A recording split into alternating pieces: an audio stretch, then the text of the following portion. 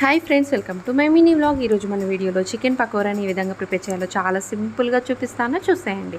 1/2 kg వరకు చికెన్ని తీసుకోవాలి. బాగా నీట్గా కడిగేసుకొని 2 టేబుల్ స్పూన్ వరకు కారం, టేస్ట్కి సరిపడినంత సాల్ట్, 1/2 టేబుల్ స్పూన్ వరకు పసుపు, అలాగే గరం మసాలా 1/2 టేబుల్ స్పూన్ వరకు వేసుకోవాలి. ఇందులోనే 1 టేబుల్ స్పూన్ వరకు ఆయిల్, 1 టేబుల్ స్పూన్ వరకు అల్లం వెల్లుల్లి పేస్ట్ని వేసుకొని మొత్తం ఒకసారి మిక్స్ చేసేసుకోవాలి. ఈ విధంగా మిక్స్ చేసుకున్న తర్వాత పించ్ వరకు రెడ్ ఫుడ్ కలర్ని వేసుకోవాలి. ఫుడ్ కలర్ ఇష్టం లేని వారు స్కిప్ చేయొచ్చు. ఈ విధంగా వేసుకొని సన్నగా కట్ చేసి పెట్టుకున్న పచ్చిమిర్చి ముక్కలు, కరివేపాకు, కొత్తిమీరని వేసుకోవాలి. 1/2 చెక్క నిమ్మరసాన్ని వేసుకొని మొత్తం ఒకసారి మిక్స్ చేసేసుకోవాలి.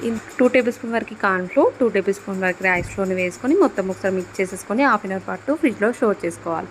1/2 అవర్ తర్వాత తీసేసుకొని ఒకసారి కలిపేసుకొని పక్కకు పెట్టేసుకుందాం. స్టవ్ ఆన్ చేసి ప్యాన్ పెట్టుకోండి. అందులో డీప్ ఫ్రైకి సరిపడంత ఆయిల్ వేసుకోవాలి. ఆయిల్ హీట్ ఎక్కిన తర్వాత వీటిని వేసుకొని మంచి కలర్ వచ్చేంత వరకు ఫ్రై చేసుకున్నారంటే చికెన్